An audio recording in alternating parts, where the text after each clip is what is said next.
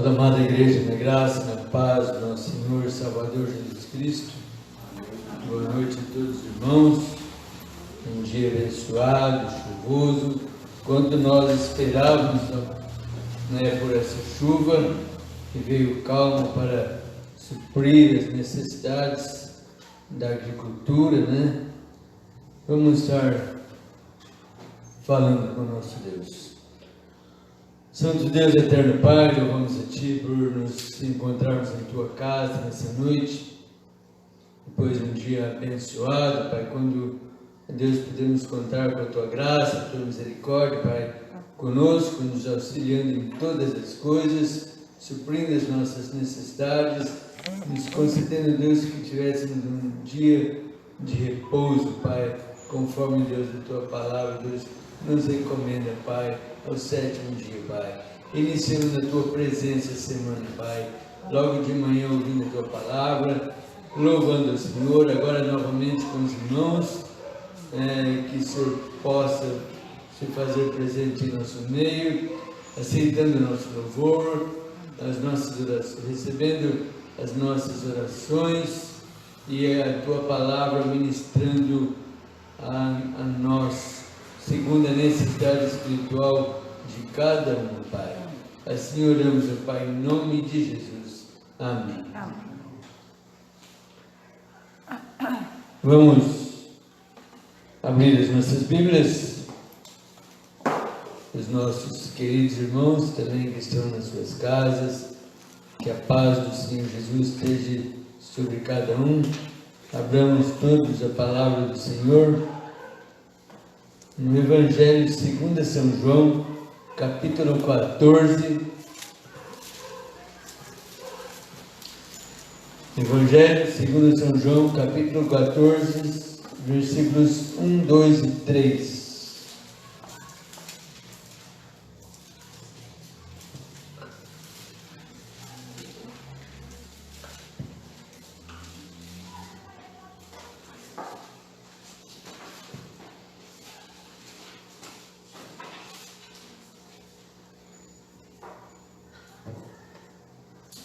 Diz assim a palavra do Senhor: não se turbe o vosso coração, credes em Deus, crede também em mim.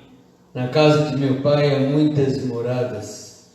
Se assim não fora, eu vou-lhe teria dito, pois vou preparar-vos lugar. E quando eu for e vos preparar lugar, voltarei e receberei para mim mesmo, para que onde eu estou estejais vós também. Um momento em que o Senhor Jesus conforta os discípulos, posso falar-lhes, queria voltar para o Pai e sentiram-se órfãos, sentiram que Jesus estava abandonando eles, mas Jesus veio confortar o coração deles, falar com eles para que não precisassem se entristecer, porque ele voltaria para buscar aqueles que lhe pertencem, aos seus amados filhos e servos. Vamos já louvar o Senhor com o hino 164, nome precioso.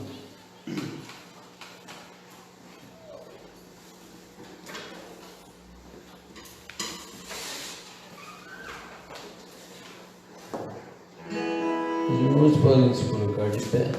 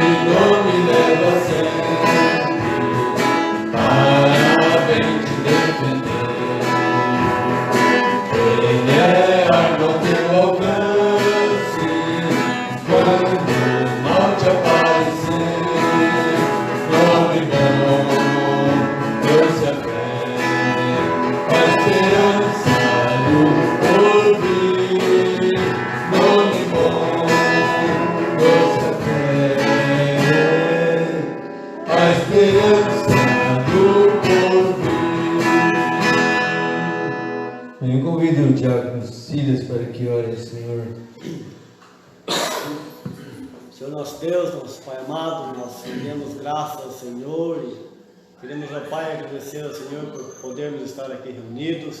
Te agradecemos, ó Pai, por esta chuva abençoada que o Senhor mandou sobre a terra.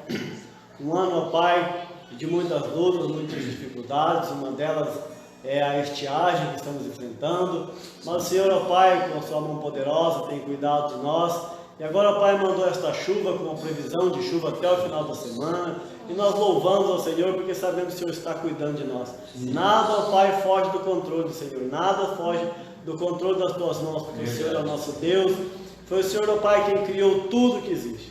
Os céus proclamam a sua glória, Pai, e nós reconhecemos, nós sabemos que o Senhor é o dono, o Rei do universo. E por isso, ó Pai, estamos aqui para render glórias, render graças ao teu nome, para reconhecermos, ó Pai, quem é o Senhor. Santo, santo, santo é o Senhor. Obrigado, Pai, por estarmos aqui mais uma vez. Obrigado, Senhor, por você nos concede esse privilégio, Pai. Esteja falando conosco nesta noite. Estamos aqui, ó Pai, para ouvir a tua palavra. Fala conosco. Também, ó Pai, para cantar e louvar o seu nome. Em nome de Jesus, nós rendemos graças ao Senhor, Pai. Amém. Amém. A igreja pode sentar.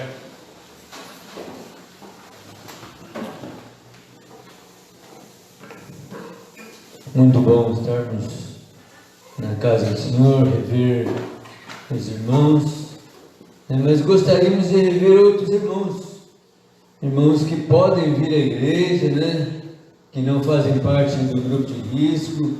Ver, irmãos, vamos ter um momento de comunhão. Depois de algum tempo nós vimos sempre na escola dominical. O Ike Santos, está conosco nessa noite, seja sempre bem-vindo. Almir é de casa.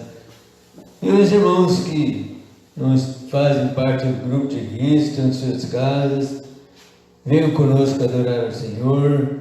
Sentimos falta dos irmãos, mas esperamos em Deus que brevemente estaremos todos juntos, sem grupo de risco, para juntos termos a comunhão do Senhor, porque isso é agradável ao nosso Deus. Vamos abrir as nossas Bíblias na Epístola de Paulo aos Colossenses. Epístola de Paulo aos Colossenses, capítulo 1.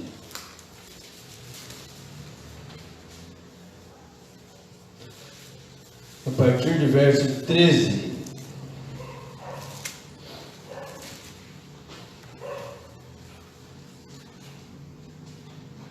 Eu vou ler os versos ímpares, a igreja segue com os versículos pares. Epístola de Paulo aos Colossenses, capítulo 1, a partir do verso 13 até o verso 23. Ele nos libertou do império das trevas e nos transportou para o reino do Filho do seu amor, No qual temos a remissão dos pecados. Ele é a imagem do Deus invisível, o primogênito de toda a criação. Pois nele foram criadas todas as coisas, nos céus e sobre a terra, as visíveis e as invisíveis, sejam tronos, sejam soberanias, quer principados, quer potestades, tudo foi criado por meio dele e para ele. Ele é antes de todas as coisas, nele tudo subsiste. Ele é a cabeça do corpo, da igreja. Ele é o princípio, o primogênito entre os mortos, para em todas as coisas ter a primazia. Porque aprove a Deus que nele residisse toda a plenitude, e que havendo feito a paz pelo sangue da sua cruz, por meio dele reconciliasse consigo mesmo todas as coisas, quer sobre a terra, quer nos céus. E a vós outros também, que outrora erais estranhos e inimigos no entendimento pelas vossas obras malignas.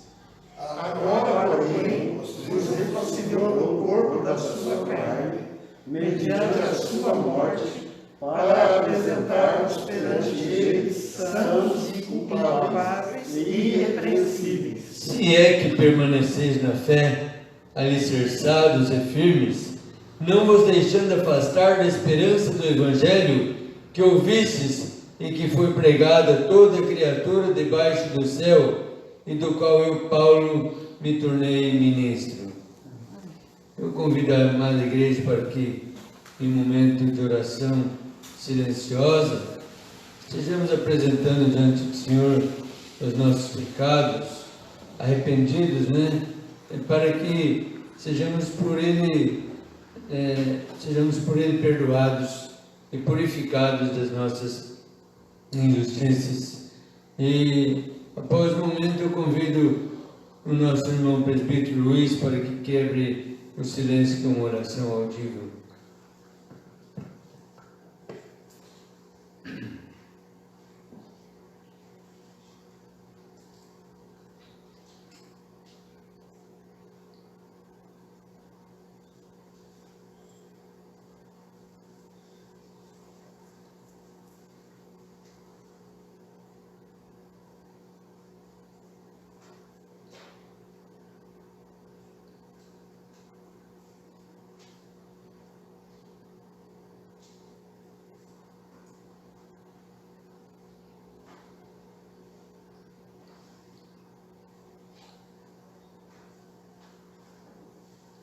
Santo Deus, nosso Pai, diante da Tua grandeza, Senhor, nós nos prostramos nesse momento, reconhecendo que somos falhos e que por algumas vezes nós fazemos aquilo que é mal perante os olhos do Senhor.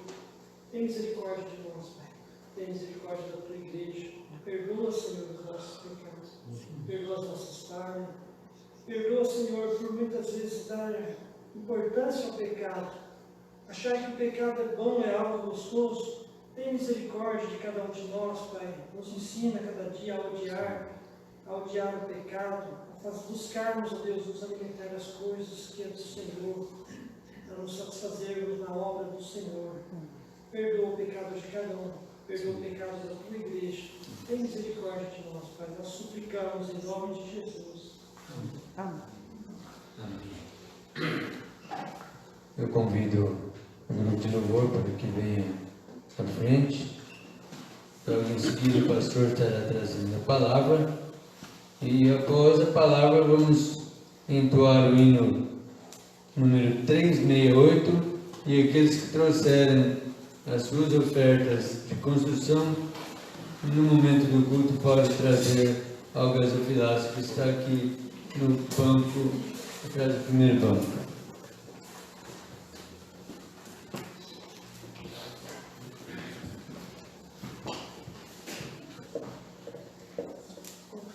Nossa, boa noite a todos. Quero convidá-los para ficarem em pé, para nós entoarmos juntos alguns cânticos de louvor. O primeiro deles diz: digno ao Senhor, Ele é o soberano, é o Criador, mas é também o Cordeiro de Deus. Nós vamos entoar.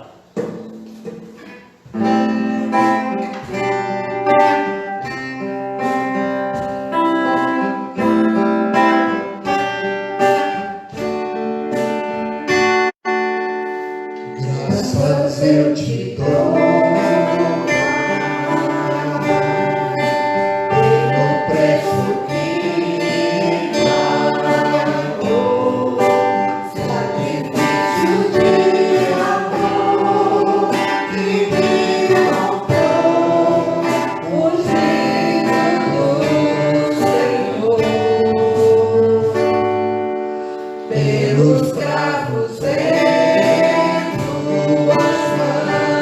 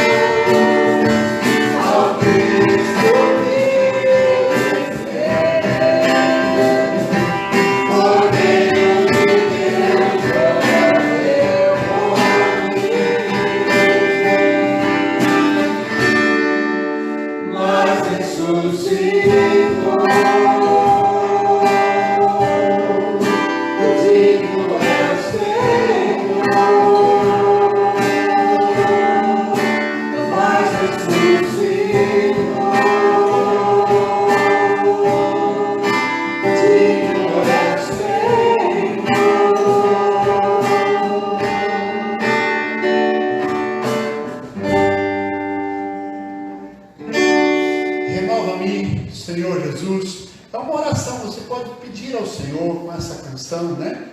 Falar ao Senhor, Senhor, renova a minha vida, renova o meu coração. Vamos dizer isso ao Senhor.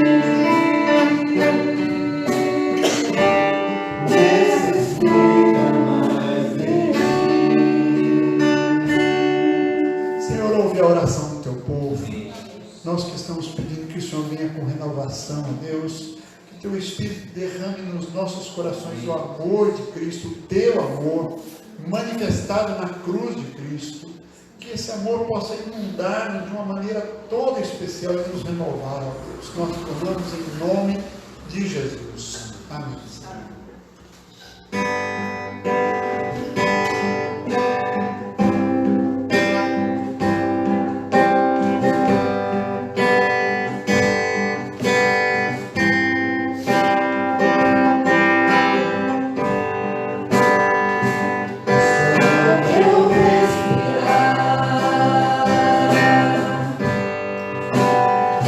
Esse é o meu respirar.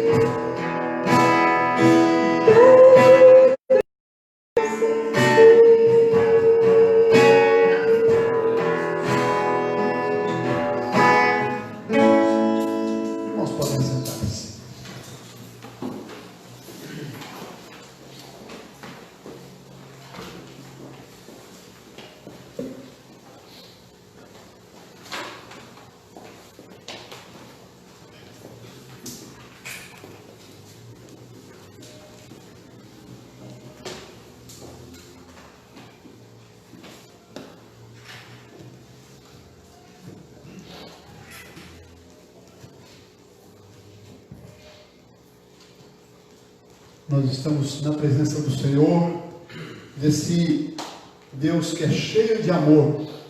E nós vamos abrir as nossas Bíblias na primeira carta de João, capítulo 4. 1 João, capítulo 4, lá perto de Apocalipse. Nós estamos há alguns dias meditando na carta de João.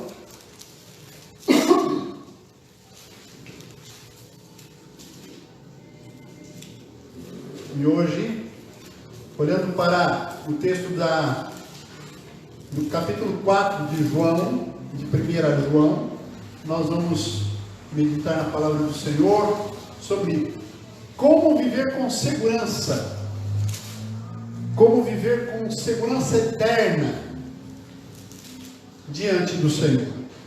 Eu convido os irmãos para que nós leiamos juntos o texto. Na verdade são 20 versículos, 21, e o pastor vai fazer a leitura e você acompanha com os seus olhos, e minha palavra para você: mantenha a Bíblia aberta, e quando o pastor citar versículos, e se citar versículo em outro lugar, você busque lá para você acompanhar, conferir. Isso é muito importante. Diz a palavra do Senhor: amados, não deis crédito a qualquer espírito, antes provai os espíritos se procedem de Deus, porque muitos falsos profetas têm saído pelo mundo fora. Nisto reconheceis o Espírito de Deus. Todo espírito que confessa que Jesus Cristo veio em carne é de Deus, e todo espírito que não confessa a Jesus não procede de Deus. Pelo contrário, este é o espírito do anticristo, a respeito do qual tendes ouvido que vem e presentemente já está no mundo. Filhinhos, vós sois de Deus e tendes vencido os falsos profetas, porque maior é aquele que está em vós do que aquele que está no mundo. Eles procedem no mundo, por essa razão falam da parte do mundo, e o mundo os ouve. Nós somos de Deus. Aquele que conhece a Deus nos ouve, aquele que não é da parte de Deus não nos ouve. Nisto reconhecemos o Espírito da verdade e o Espírito do erro. Amados, amemo-nos uns aos outros, porque o amor procede de Deus. E todo aquele que ama é nascido de Deus e conhece a Deus. Aquele que não ama não conhece a Deus, pois Deus é amor. Nisto se manifestou o amor de Deus em nós, em haver Deus enviado o seu Filho unigênito ao mundo, para vivermos por meio dele. Nisto consiste o amor, não em que nós tenhamos amado a Deus, mas em que ele nos amou e enviou o seu Filho como propiciação pelos nossos pecados. Amados, se Deus de tal maneira nos amou, devemos nós também amar uns aos outros. Ninguém jamais viu a Deus. Se amarmos uns aos outros, Deus permanece em nós, e o seu amor é em nós aperfeiçoado. Nisso conhecemos que permanecemos nele, e ele em nós, em que nos deu o seu Espírito. E nós temos visto e testemunhamos que o Pai enviou o seu Filho como Salvador do mundo. Aquele que confessar que Jesus é o Filho de Deus, Deus permanece nele, e ele em Deus. E nós conhecemos e cremos no amor que Deus tem por nós. Deus é amor. E aquele que permanece no amor, permanece em Deus, e Deus nele. Nisto é em nós aperfeiçoado o amor, para que no dia do juízo mantenhamos confiança, pois segundo ele é, também nós somos neste mundo. No amor não existe medo, antes o perfeito amor lança fora o medo. Ora, o medo produz tormento, logo aquele que teme não é aperfeiçoado no amor. Nós amamos, porque ele nos amou primeiro. Se alguém disser amo a Deus e odiar a seu irmão, é mentiroso, pois aquele que não ama a seu irmão a quem vê, não pode amar a Deus a quem não vê. Ora, temos da parte dele este mandamento, que aquele que ama a Deus, ame também a seu irmão. Como viver com segurança eterna, especialmente nesses tempos turbulentos e nesses tempos que ameaçam a nossa vida, não é? Nós dissemos na semana passada, e lemos aí o capítulo 3, nós dissemos que João escreveu esta primeira carta com o objetivo, e está ali marcado no capítulo 5, versículo 13, quando ele diz: essas coisas vos escrevi para que saibais que tendes a vida eterna.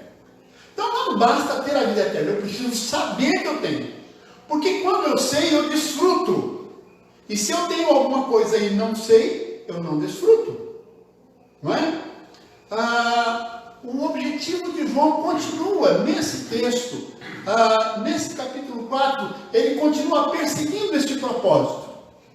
Eu vou só lembrar que o Evangelho de João, de acordo com João capítulo 20, versos 30 e 31, foi escrito, os milagres que ali estão relatados, as 7 declarações de Jesus, eu sou, estão ali também registrados, para que nós saibamos que Jesus é o Cristo, o Filho de Deus, e para que, crendo nele, nós tenhamos a vida eterna. E agora, essa carta de João vem completar este propósito de João. Deus quer que nós saibamos que nós temos a vida eterna. Deus quer que nós andemos como pessoas seguras de que, quando Jesus voltar, nós não entramos em juízo. Aliás, João capítulo 5, verso 24 diz isso, né? Jesus diz: quem ouve a minha palavra e crê naquele que me enviou, tem a vida eterna, não entra em juízo, mas passou da morte para a vida. Ou seja, não tem julgamento para quem está em Cristo. E Deus usou o velhinho João para nos trazer esta palavra. João estava mais ou menos com a idade da minha mãe, 92 anos, com a idade da dona Perolina, né? Mas, e aqui ele já não está na ilha de Patmos. Ele está em Éfeso, e ele foi pastor da igreja da cidade de Éfeso. E ele está escrevendo então, e a gente nota que ele tem um trato todo amoroso com a igreja, e ele tem anseio de que a igreja viva com segurança e também cheia de amor. Que a igreja manifeste esse amor de Deus nas suas relações. Como viver com segurança eterna? É o nosso tema de hoje. E uma das coisas que eu observo aqui nos primeiros versículos é que nós podemos viver com segurança eterna examinando os Espíritos, examinando o ensino dos profetas. É muito importante a expressão primeira de João nesses versos, no verso 1, quando ele diz: não deis crédito a qualquer espírito, antes provai os espíritos se eles procedem de Deus. Muitos, ao ouvirem isso, logo pensam em seres gosmentos, em seres semivisíveis, nos rodeando e procurando impedir o nosso progresso na vida financeira, querendo atrapalhar a nossa vida em família, querendo causar medo, né, e prejuízos na vida natural. Mas observe que João passa a falar no versículo 1 mesmo. Ele diz: provem os espíritos. E depois ele diz: porque muitos falsos profetas têm saído mundo afora. Esses espíritos estão se manifestando numa doutrina que se diz cristã, mas não é. Que diz que nos aproxima de Deus, mas nos afasta. Que diz que nos traz segurança eterna, mas na verdade nos coloca distante dessa segurança. E como é que nós vamos conhecer se esses profetas são verdadeiros ou se eles são falsos? João nos diz aqui, o modo de nós sabermos é se eles confessam Jesus como o Filho de Deus, como Deus e homem, ou se eles não confessam. Assim nós vamos saber que eles são de Deus ou não. Mas nós precisamos ampliar um pouco esse conceito. O que é isso? Dizer que Jesus é ao mesmo tempo Deus e homem é o ensino dos profetas, dos apóstolos. Os apóstolos trouxeram esse ensino para a igreja, que receberam de Cristo, que contemplaram. Aliás, João começa a sua carta dizendo isso, né? Falando que o que nós contemplamos, o que nós apalpamos, isso nós percebemos do verbo de Deus e temos passado para vocês. o que ele estava trazendo à tona aqui é a humanidade de Jesus. Se no Evangelho ele apresentou com mais firmeza a deidade, agora ele afirma a humanidade de Jesus. Porque essas duas coisas estavam em Cristo. Essas duas naturezas estavam em Cristo. A natureza de Deus e a natureza de Cristo. Mas eu volto a dizer que é muito importante você não ficar apenas com essa declaração, mas pensar na doutrina. E aqui então, a doutrina dos profetas precisa estar de acordo com a palavra de Deus. Precisa estar de acordo com aquilo que Deus revelou. Às vezes, um profeta ensina assim que Jesus é homem e Deus, mas ensina outros erros. E a gente precisa estar atento na palavra para não cair nos erros de falsos profetas. No versículo 3, o apóstolo fala do espírito do anticristo que já está no mundo. Nós sabemos que perto do tempo de Jesus voltar, o anticristo virá, o grandão, né? O final, encarnado.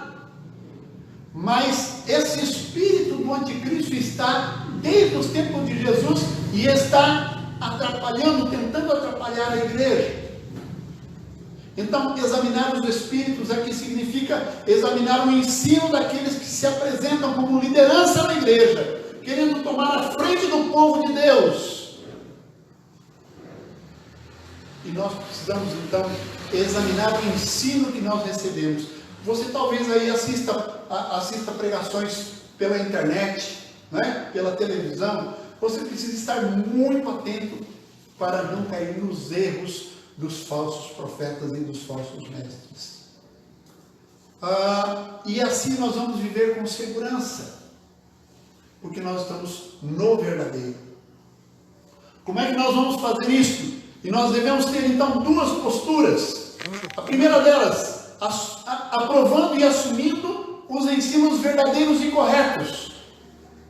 Nós como igreja precisamos andar no ensino correto e precisamos também andar na prática correta. Então nós precisamos receber da palavra a prática correta e o ensino correto. João diz no verso 6, aquele que conhece a Deus nos ouve, aquele que não é da parte de Deus não nos ouve. João está dizendo que tem gente que não ouvia ele. Ele era apóstolo e ele estava à frente da igreja e tinha gente que rejeitava o ensino, que rejeitava a liderança, que rejeitava o pastoreio dele. E ele era o último apóstolo vivo. Mas a sua doutrina, o seu ensino estava de acordo com o ensino dos outros apóstolos já mortos. E com o ensino do Velho Testamento também.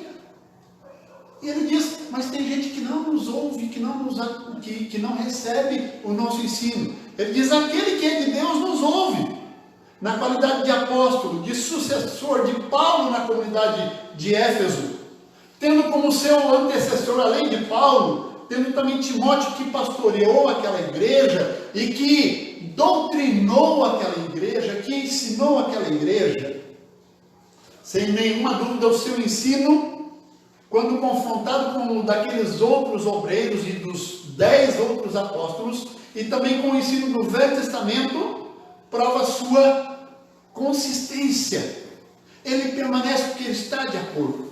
Por isso ele pode exclamar, nós somos de Deus. E aquele que é de Deus, nos ouve. Tudo que vem posteriormente é porque reconhece esta verdade e se vai recebendo como palavra de Deus. Tudo que João continua escrevendo, ele está escrevendo dentro desta perspectiva. Olha, quem é de Deus vai receber a nossa ministração, aquilo que nós temos trazido. Então, ouvir a palavra de Deus e recebê-la como palavra de Deus é imprescindível. E quando nós ouvimos como palavra de Deus, queridos, nós ouvimos e pomos em prática, levamos a sério. Isso é muito importante. Mas a outra forma como nós agimos é rejeitando os ensinos errados, colocando de lado. Eles existem. Do mesmo jeito como na Bíblia, como tem uma Bíblia com livros apócrifos, e eles até têm algum valor histórico, mas nós não os recebemos como palavra de Deus, assim também o ensino dos falsos apóstolos existem por aí, mas nós não os recebemos como palavra de Deus. Os profetas e mestres que não procedem de Deus tentam inundar a igreja com ensinos que não são de Deus e rejeitar ensinos de Deus como mentiras e engano. Tentam nos levar a abraçar outros ensinos e rejeitar o ensino de Deus. Se você estudar um pouquinho a história do pensamento cristão ou a história das doutrinas, você vai perceber que as doutrinas geralmente elas são definidas na história, não é? Desde o tempo de Cristo, o primeiro século, o segundo, o terceiro século, as doutrinas elas foram sendo definidas para a igreja à medida que surgiam ensinos errados. Aí a igreja tinha que formular uma doutrina consistente, estudavam a Bíblia naquele assunto, para então estabelecer uma doutrina correta e orientar a igreja. Muito bem, queridos, o pastor João dá uma fórmula para se reconhecer os falsos profetas. O testemunho dos apóstolos quanto a Jesus Cristo, o conteúdo doutrinário reconhecido pela igreja. Paulo diz que nós, a igreja, estamos edificados sobre o fundamento dos apóstolos e profetas, sendo ele mesmo Cristo Jesus a pedra angular. Está na carta de Paulo aos Efésios, capítulo 2, versículo 20. Como é que é? Nós estamos edificados sobre o fundamento dos apóstolos e dos profetas. Os apóstolos aqui significando o Novo Testamento, os profetas significando o Velho Testamento. A igreja está edificada sobre este fundamento. Escrevendo a igreja de Corinto e falando sobre aquela questão da briga por causa da liderança, eu sou de Paulo, eu sou de Apolo, Pedro é muito melhor. Na verdade, o espiritual mesmo é Cristo. E Paulo então diz, a igreja de Corinto, capítulo 3, verso 10 da primeira carta, ele diz que ele, como bom construtor, lançou o fundamento. Foi ele quem abriu a igreja de Corinto, quem pregou o evangelho, construiu ali uma comunidade. Como bom construtor, eu estabeleci o fundamento. Outros vêm e constroem em cima, mas cada um tem que ver o material com o qual constrói. Então Paulo está dizendo que existem vários líderes. E nós vamos ouvir vários líderes, mas nós sempre precisamos estar observando se esses líderes não estão tirando o fundamento. Se esses líderes não estão ferindo a doutrina. Então nós precisamos ouvir o que é de Deus e colocar de lado aquele que não é. Então, como viver com segurança eterna? Examinando os Espíritos, examinando o ensino dos profetas. O que mais? Ele continua aí do versículo 7 em diante, dizendo que nós podemos viver com segurança eterna, provando o nosso novo nascimento pelo amor, provando o nosso novo nascimento de Deus pelo amor. Você sabe se você é nascido de novo? Você já nasceu de novo? Você pode provar para mim que você já nasceu de novo? Jesus disse para Nicodemos, um religioso, um grande líder da religião, Jesus falou para ele de cara assim, se você não nascer de novo, não pode entrar no reino. Se você não nascer da água do Espírito, não pode entrar no reino de Deus, não pode nem ver o reino de Deus. E agora João vai nos dizer, olha, como é que a gente faz para saber se eu já sou nascido de novo? Deus não quer que nós vivamos cheios de dúvidas, queridos. Se nós somos ou não salvos, se nós já nascemos de novo ou não, se nós somos eleitos ou não. Por isso, ele passa a nos mostrar que o amor prático na comunidade cristã é uma grande marca desse evento invisível. O novo nascimento a gente não sabe quando se dá, mas a gente sabe que a gente é novo nascido se a gente para com os irmãos. Então veja aí no versículo 7, quando ele diz, amados, amemo-nos uns aos outros, porque o amor procede de Deus. E todo aquele que ama, quem tem a Bíblia aberta aí? Versículo 7. Todo aquele que ama É nascido de Deus. Você quer saber se você é nascido de Deus? A grande pergunta é se você ama. Amor aqui precisa ser entendido. Não é o amor erótico, não é o amor amigo, não é esse amor emocional, emotivo, mas é o amor de quem realmente quer fazer o bem e de fato faz o bem, e realiza o bem verdadeiro. E João trabalha isso para nós. O amor é um efeito do novo nascimento, ele diz aí. Por quê? Ele diz nesse mesmo verso, o amor procede de Deus. O amor procede de Deus. O verso 10 nos diz que o amor que nós manifestamos é apenas um reflexo do amor que Deus manifestou a nós. Verso 10. Nisto consiste o amor, não em que nós tenhamos amado a Deus, mas em que Ele nos amou e enviou o seu Filho como propiciação pelos nossos pecados. Perceba, Deus nos criou, aí o pecado nos separou dele, criou um abismo intransponível entre nós e Deus continuou nos amando e Ele então querendo nos aproximar de novo. Ele resolveu o problema desse abismo. Ele enviou o seu próprio Filho para nos reaproximar dele, para nos restaurar a comunhão com Ele. Não é? É disso que diz aí o versículo 10 e o versículo 11 completa a ideia, dizendo o seguinte: amados, se Deus de tal maneira nos amou, devemos nós também amar uns aos outros.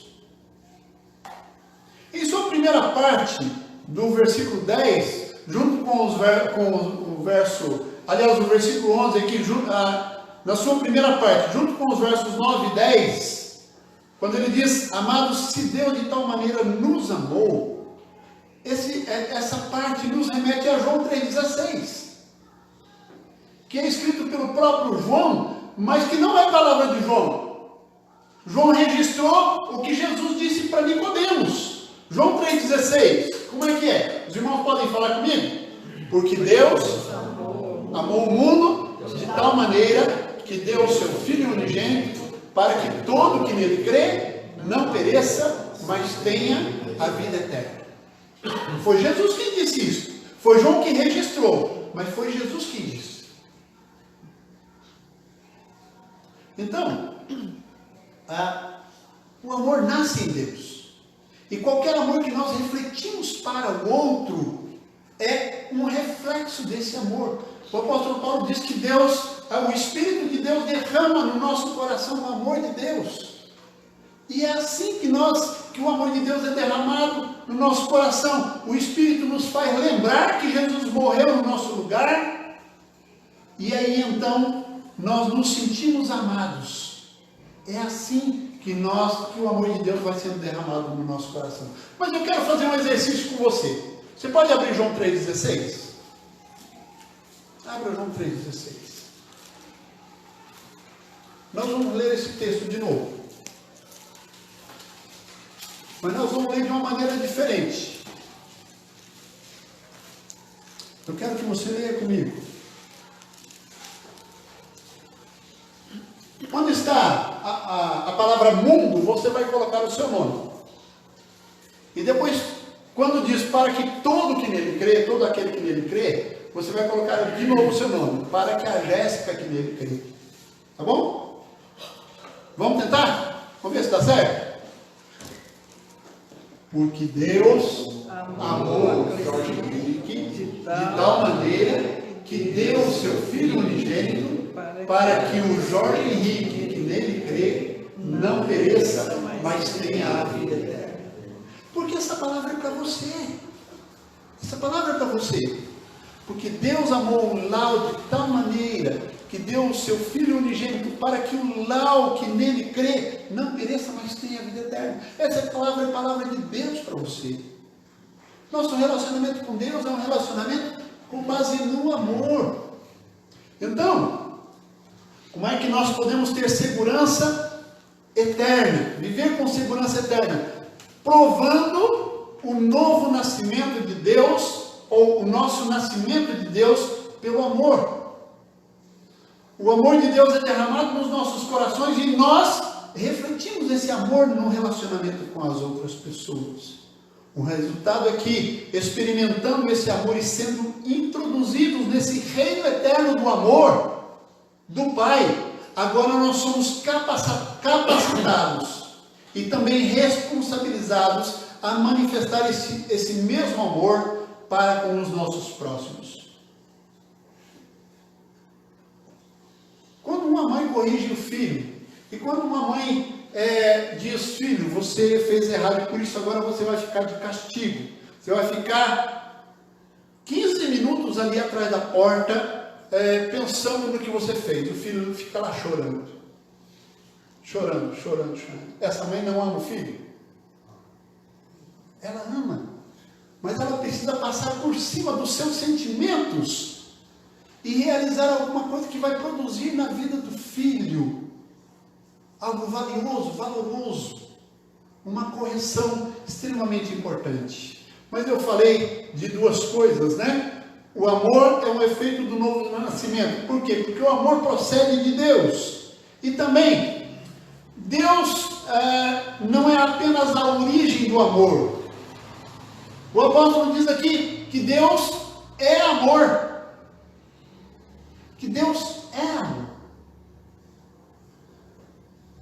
Está aí no versículo 8, no verso 16, ele repete a fórmula: Deus é amor. E por isso ele deixa bem claro: quem não ama, verso 8, quem não ama, não conhece a Deus.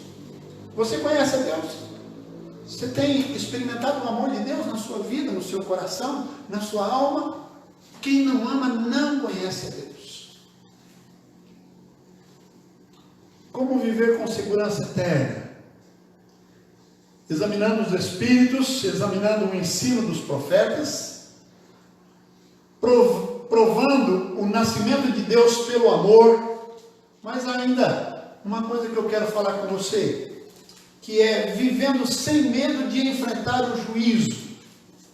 Nós sabemos que quando Jesus voltar, vai se estabelecer o juízo final, e Deus vai colocar diante de si todo ser humano para responder por seus atos. No entanto, o apóstolo Paulo diz: agora já nenhuma condenação há para os que estão em Cristo Jesus. Então não tem perigo de quem está em Jesus ser condenado.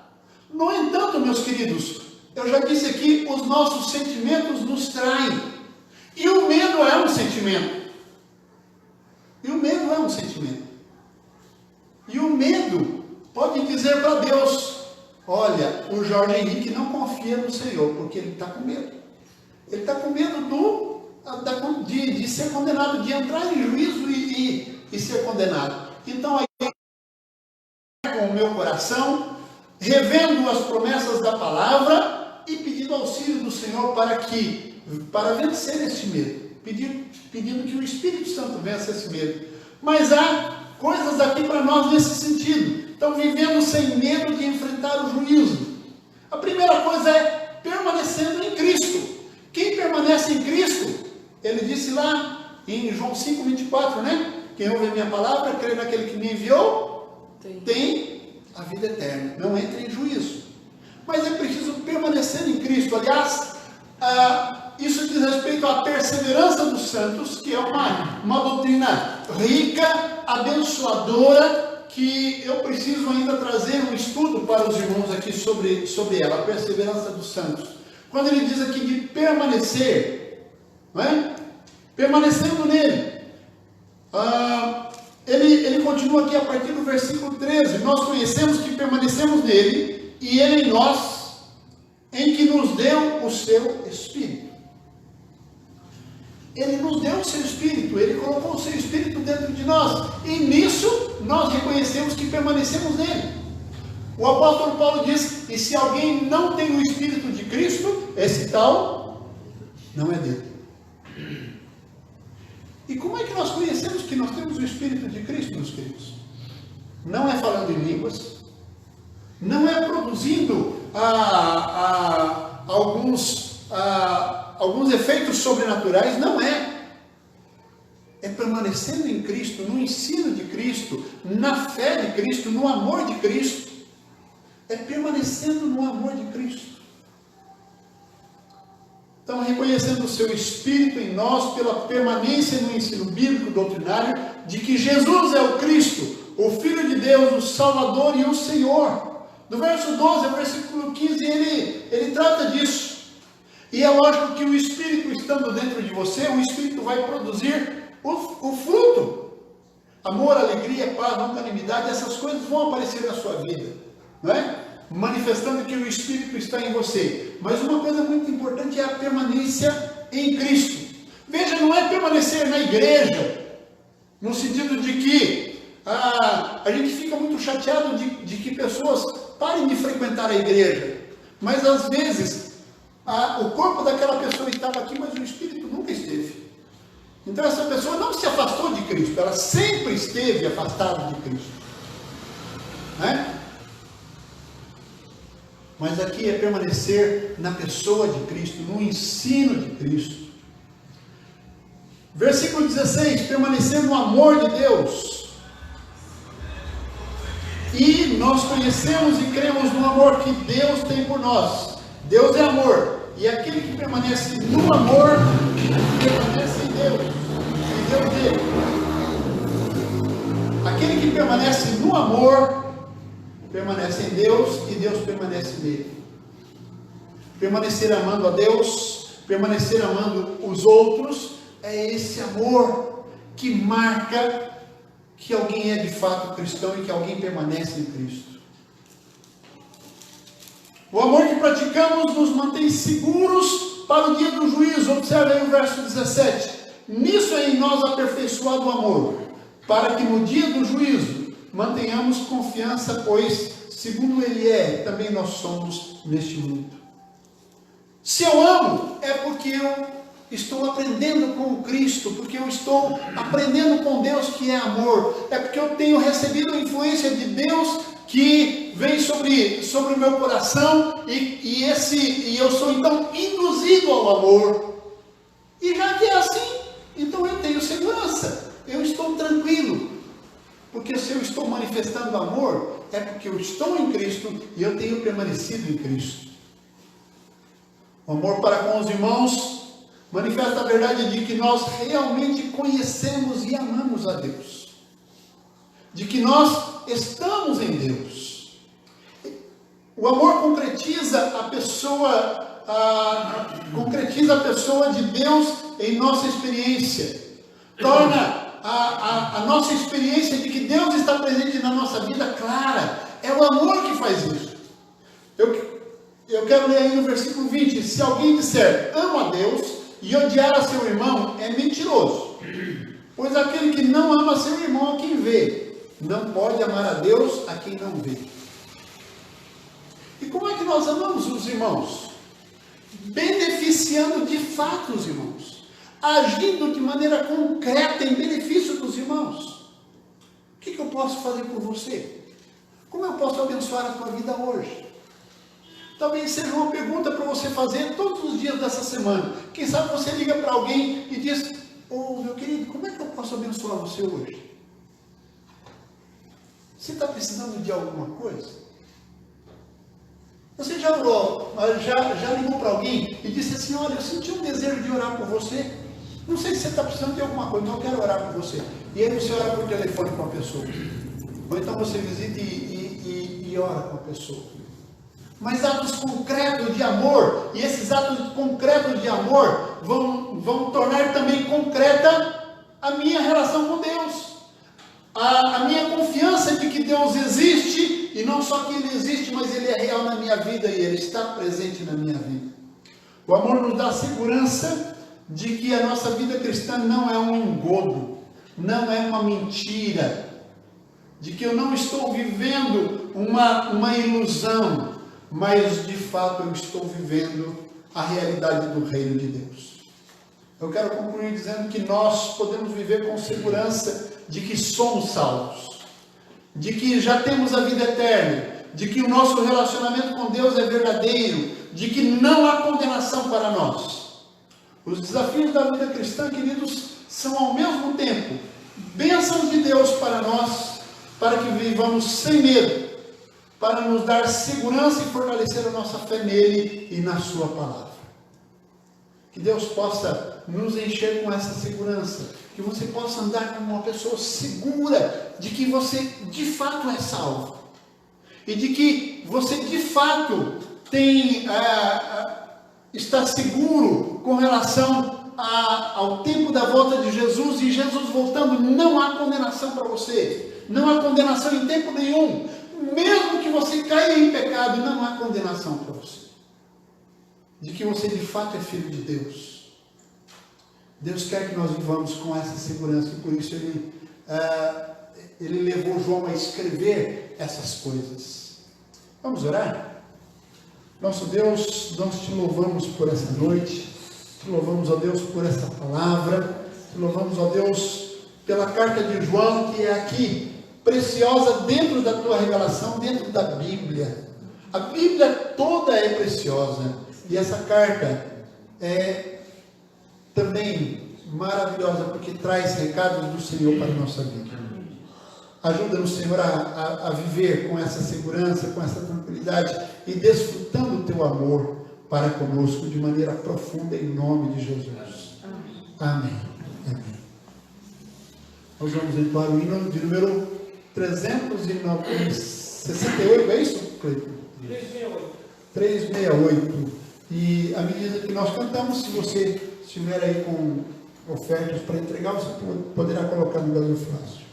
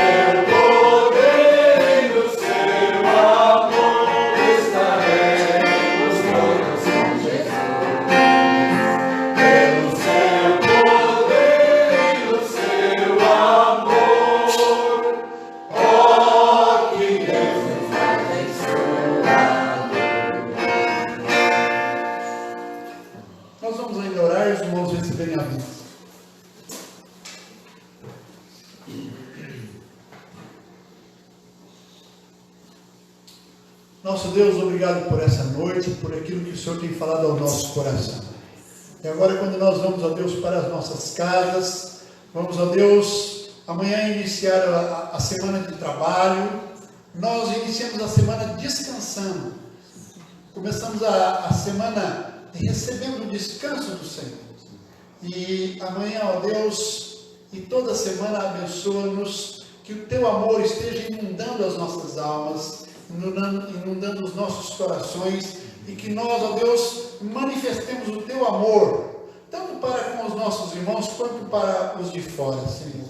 Age com graça, poder e misericórdia nas nossas vidas, em nome de Jesus. Amados, que a graça do Senhor Jesus, o amor de Deus o Pai e a consolação e a presença do Espírito Santo esteja com os irmãos e com todo o povo de Deus espalhado por toda a terra, agora e para todos sempre. Amém. Amém. Boa noite a todos. Deus abençoe.